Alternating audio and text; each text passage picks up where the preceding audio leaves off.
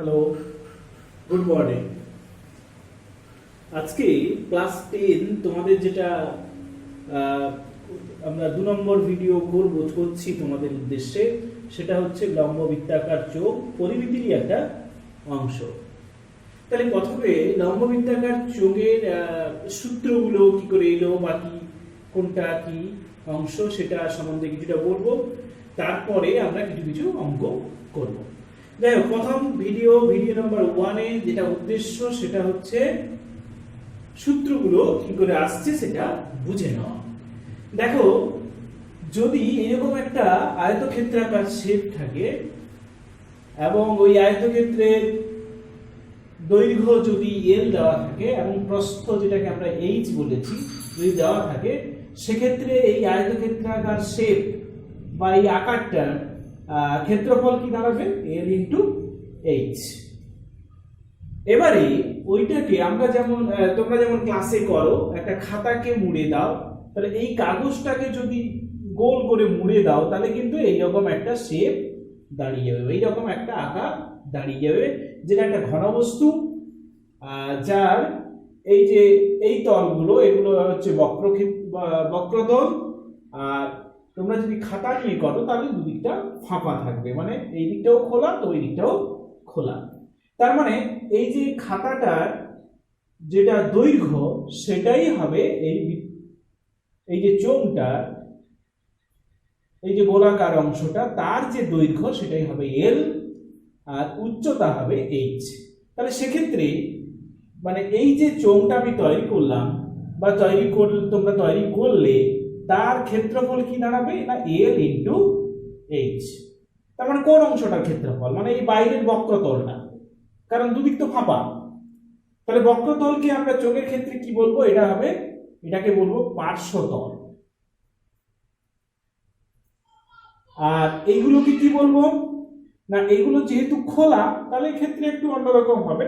কিন্তু যখনই আমি সাধারণভাবে চোঙের আইডিয়ায় আসবো, তখন যদি দুমুখ বদ্ধ থাকে চোঙটার, তাহলে দেখতে পাচ্ছি এটাও একটা বৃত্তাকার শেপ আর এই অংশটাও একটা বৃত্তাকার বৃত্তাকার ক্ষেত্র একটা। আর এই যে অংশটা এটা কিন্তু বক্রক্ষেত্রাকার বা বক্রতল দ্বারা গঠিত। তাহলে এইটাকে বলছি পার্শ্বতল, আর এই দুটো হচ্ছে দুটো সমতল। অবশ্যই এটাও সমতল,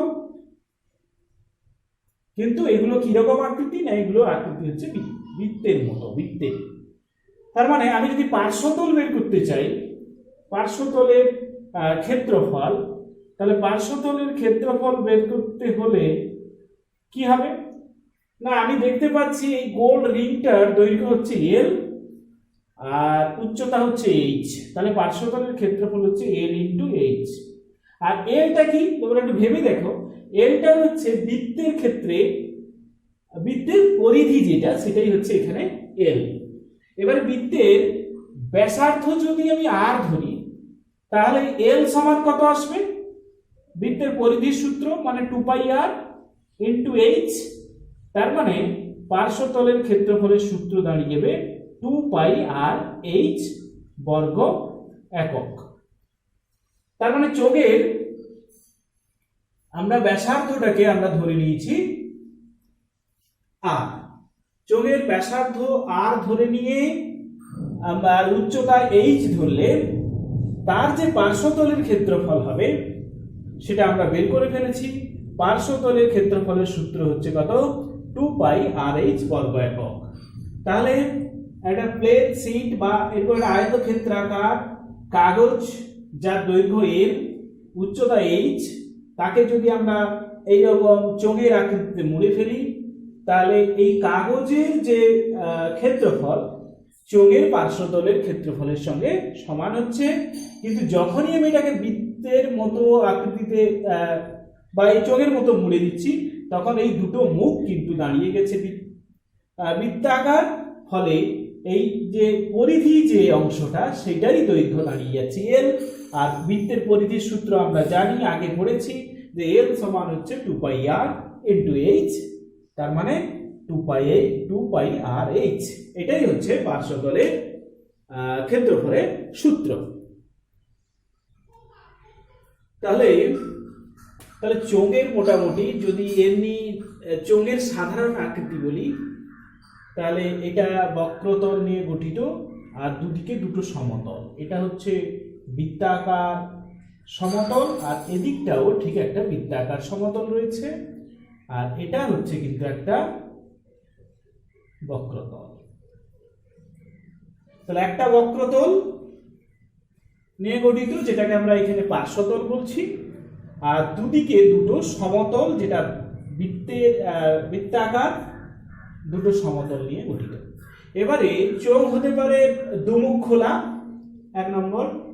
2 নম্বর হচ্ছে এক মুখ খোলা হতে পারে, খোলা।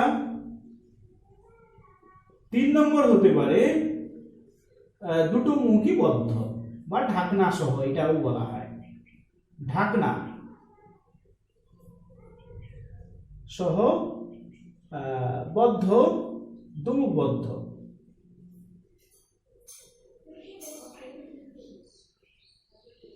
দুমুখ বদ্ধ চোঙ। তার মানে দেখো, যেটা দুমুখ খোলা চোঙ সেটার ক্ষেত্রে যেটাই পার্শ্বতল বা বক্রতল সেটাই কিন্তু দাঁড়িয়ে যাবে সমগ্রতল। তাহলে যদি আমি প্রথমে দুমুখ খোলা চোঙের ক্ষেত্রে ভাবি, তাহলে সেক্ষেত্রে পার্শ্বতলের সূত্র, যেটা পার্শ্বতলের ক্ষেত্রফল একটু আগে আমরা বের করেছিলাম, সেটা হচ্ছে 2πr/h বর্গ একক, এবং এইটাই দাঁড়িয়ে যাবে সমগ্রতলের ক্ষেত্রফল। কারণ দুমুখ খোলা, যেহেতু দুমুখ খোলা, সেক্ষেত্রে কি হবে, পার্শ্বতলের ক্ষেত্রফল যা সেটাই দাঁড়িয়ে যাবে সমগ্রতলের ক্ষেত্রফল, এবং সেক্ষেত্রে সূত্র হবে 2πr/h।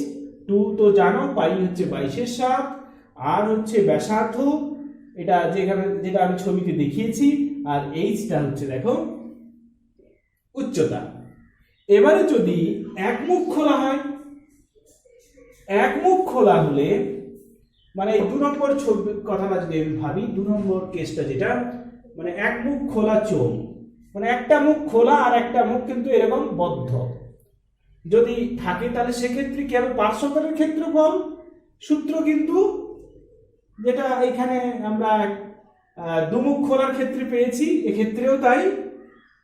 কিন্তু যদি আমি বলি সমগ্র তলের ক্ষেত্রফল,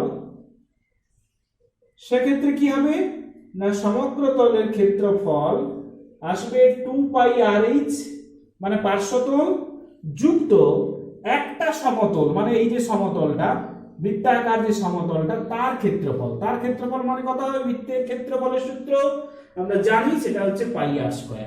মানে সেক্ষেত্রে সমগ্র তলের ক্ষেত্রফল কত আসবে, 2πr/h প্লাস πr²। তাহলে এটাই হচ্ছে একমুখ খোলা যদি চোঙ দেওয়া থাকে, তাহলে সেক্ষেত্রে পার্শ্বতলের ক্ষেত্রফলের সূত্র আর সমগ্র তলের ক্ষেত্রফলের সূত্র আলাদা হবে। পার্শ্বতলের ক্ষেত্রফলের সূত্র হবে 2πr/h, কিন্তু সমগ্র তলের ক্ষেত্রফলের সূত্র হবে 2πr/h প্লাস এই যে বৃত্তাকার সমতলটি রয়েছে তার ক্ষেত্রফল, আর তার ক্ষেত্রফলের সূত্র কি πr²। তার মানে এর সমগ্র তলের ক্ষেত্রফল দাঁড়িয়ে যাচ্ছে 2πr/h প্লাস πr²। এরপরে 3 নম্বর কেস। 3 নম্বর হচ্ছে ঢাকনা সহ দুমুখ বদ্ধ বা বদ্ধ চোঙ। যে চোঙ রয়েছে তার ক্ষেত্রে পার্শ্বতলের ক্ষেত্রফলের সূত্র কি হবে না, তার ক্ষেত্রে পার্শ্বতলের সূত্র হবে, ক্ষেত্রফলের সূত্র হবে এটা 2πr/h।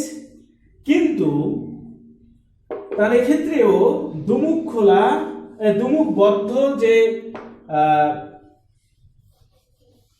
চোঙ আছে তার পার্শ্বতলের ক্ষেত্রফল সেই আগের মতো, এখানে হচ্ছে 2πr/h বর্গ একক, আর সমগ্র তলের ক্ষেত্রফল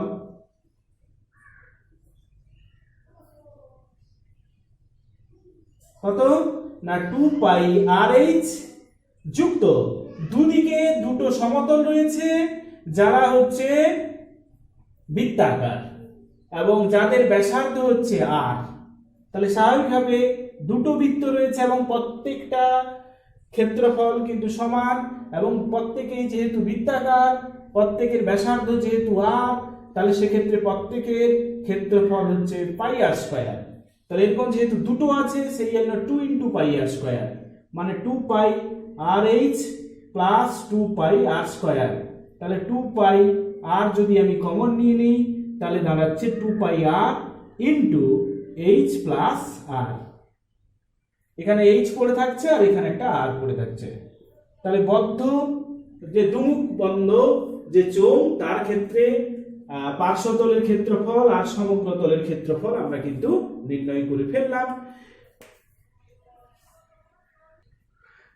এরপর আসছে লম্ববৃত্তাকার চোঙের আয়তন। লম্ববৃত্তাকার চোঙের আয়তনের যে সূত্র সেটা হচ্ছে কি না ভূমির ক্ষেত্রফল ইন্টু উচ্চতা। তাহলে ভূমির ক্ষেত্রফল কত, যেহেতু ভূমির ব্যাসার্ধ আর এবং ভূমি হচ্ছে বৃত্তের মতো বা বৃত্তাকার, তাহলে সেক্ষেত্রে এর ক্ষেত্রফল হচ্ছে পাই আর স্কয়ার আর উচ্চতা হচ্ছে এইচ।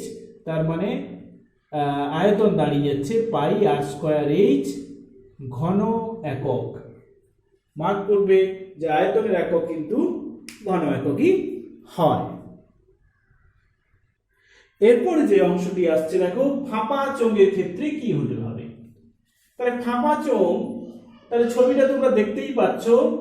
তাহলে এই যে গোলাকার মুখটি রয়েছে তার দেখো একটা বহির্ব্যাসার্ধ আছে, R1 হচ্ছে বহির্ব্যাসার্ধ আর R2 হচ্ছে ভিতরের দিকের যে ব্যাসার্ধ, বা এটা বাইরের ব্যাসার্ধ আর এটা হচ্ছে অন্তঃব্যাসার্ধ বা ভিতরের ব্যাসার্ধ। তাহলে সেক্ষেত্রে পার্শ্বতলের ক্ষেত্রফলের সূত্র দুটো পার্শ্বতল, একটা হচ্ছে বাইরের দিকে আর একটা ভিতরের দিকে। তাহলে ভিতরের দিকে যে পার্শ্বতল তার ক্ষেত্রফল কি হবে 2 পাই R1 into R2 into H. কারণ বাইরের দিকে ভিতরের দিকের ব্যাসার্ধ আমি ধরছি R2, এটা হচ্ছে ভিতরের দিকের ব্যাসার্ধ, ভিতরের ব্যাসার্ধ আর এটা বাইরের ব্যাসার্ধ।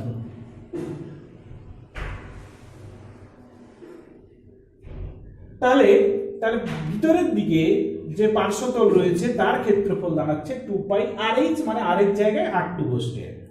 আর বাইরের দিকে যে পার্শ্বতল রয়েছে সেক্ষেত্রে দাঁড়াচ্ছে 2 পাই R1 ইন্টু এইচ।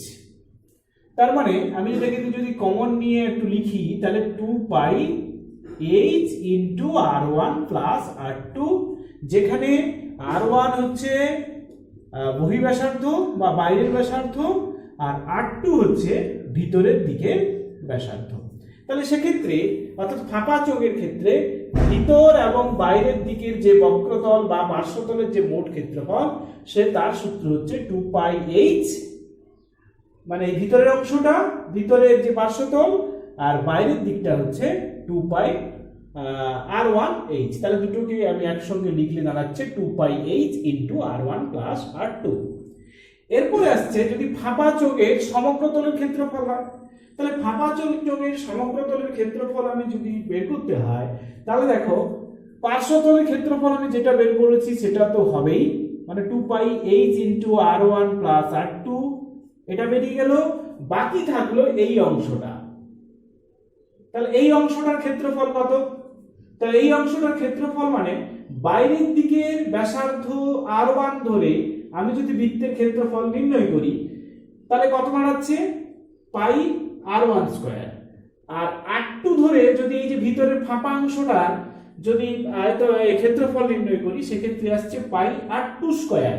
তাহলে দুটো যদি বিয়োগ দিয়ে দিই তাহলে কিন্তু আমার এই যে চিহ্নিত অংশটা তার মানে বলয় আকৃতি অংশটা এর কিন্তু ক্ষেত্রফল পেয়ে যাব। কিন্তু এই অংশটা কত দিকে আছে? দুদিকেই আছে, তার মানে 2 ইন্টু হবে।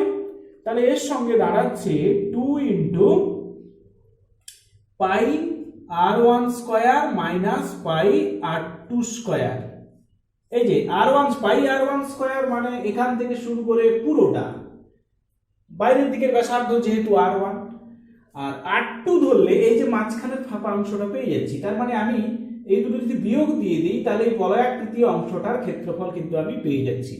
এটা যেহেতু দুদিকে আছে, দুদিকেই যেহেতু এই অংশটা রয়েছে, তাহলে স্বাভাবিকভাবে এদিকেও আছে তো এদিকেই আছে, তাহলে ওই জন্য 2 একটা গুণ হয়েছে। তাহলে ফাঁপা চোঙের সমগ্র তলের ক্ষেত্রফলের সূত্র হচ্ছে পার্শ্বতলের মোট ক্ষেত্রফল যুক্ত যুক্ত আসছে এই যে বলয়াকৃতি যে অংশটুকু রয়েছে তাদের ক্ষেত্রফল। তাহলে এই বলয়াকৃতি অংশ এখানে একটা রয়েছে, এই নিচেও একটা রয়েছে, তাদের মোট ক্ষেত্রফল। এবং সেটা কি করে বের করলাম আমি কিন্তু তোমাদেরকে এখনই বলে দিয়েছি। তারপরে আসছে ফাঁপা চোঙের আয়তন। তাহলে দেখো বহিঃব্যাসার্ধ ধরে যদি আমি আয়তন বের করি, তাহলে উচ্চতা h ধরে যদি আয়তন বের করি তাহলে কি হবে, পাই r1 স্কয়ার h। এটা হচ্ছে বাইরের দিকের ব্যাসার্ধ ধরলে টোটাল চোঙটার আয়তন। কিন্তু যদি অন্তঃব্যাসার্ধ ধরি, তা অন্তঃব্যাসার্ধ ধরলে কি থাকবে না, অন্তঃব্যাসার্ধ ধরলে দাঁড়াবে সেটা হচ্ছে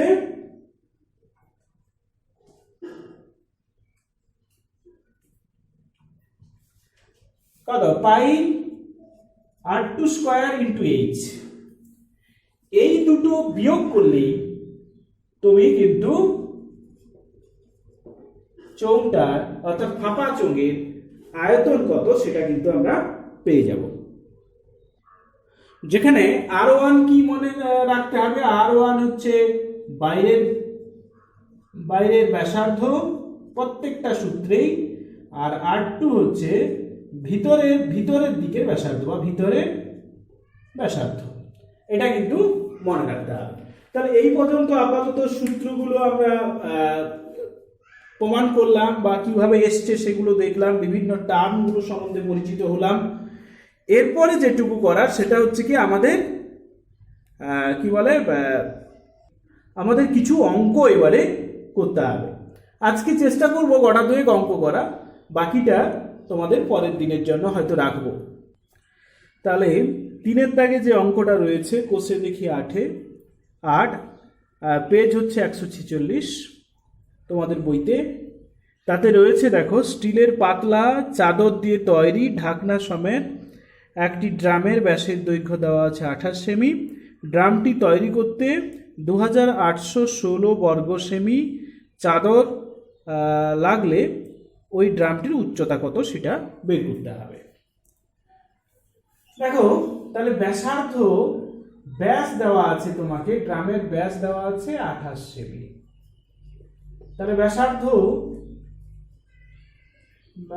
ব্যাসার্ধকে আমরা আর বলি, তাহলে 28/2 মানে 14 সেমি। এবং ধরি উচ্চতা সমান h সেমি, উচ্চতাকে আমরা h সেমি ধরলাম। আর যেহেতু ঢাকনা দিয়ে তৈরি কি বলে, পাতলা কি দিয়ে তৈরি যেন, পাতলা চাদর দিয়ে তৈরি। এটা একটু ভুল লিখেছি আমি, পাতলা ঠিক লিখেছি, এটা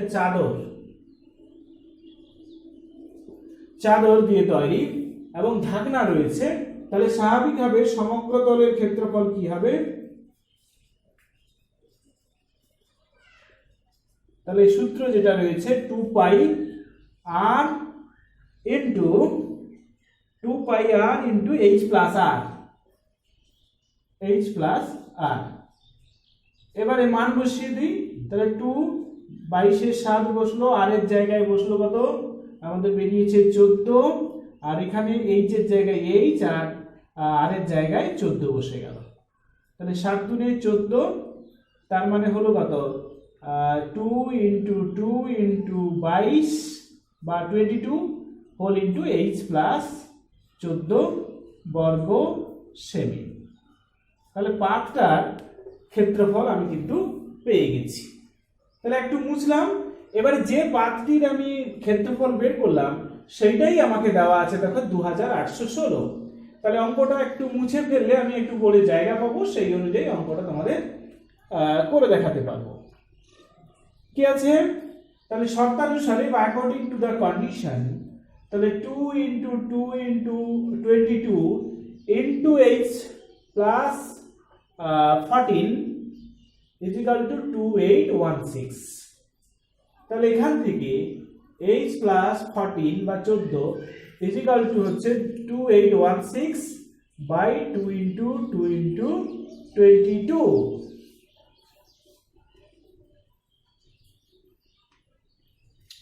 তাহলে তুমি একটু কাটাকাটি করে ফেলো, 2 দিয়ে আগে কাটি, তাহলে 14 0 8, আরো 2 দিয়ে কাটি, 2 7 14 0 4। এবারে 11 দিয়ে কাটবে, দেখো 11 দুনে 22, 11 6 66, 4 44, 11 4 44। তাহলে 2 দিয়ে কাটলে 32, বা এইচ সমান দেখো 32 থেকে 14 বাদ, তাহলে 12 থেকে 4 বাদ দিলে 8, আর এটা হয়ে গেল কত 18। তার মানে উচ্চতা সমান কত দাঁড়িয়ে গেল 18 সেমি। তাহলে এরকম ভাবে তোমরা তোমাদের প্রশ্নমালায় যে অন্যান্য অঙ্কগুলো রয়েছে সেগুলো চেষ্টা করো সমাধান করার। আর যদি অসুবিধা হয় তার জন্য আমি পরবর্তী যে অঙ্কগুলো রয়েছে সেগুলো তো আবার করে বা 2 নম্বর ভিডিওতে সেগুলো থাকবে তার সমাধান। তাহলে আজকের মতো এইটুকুই।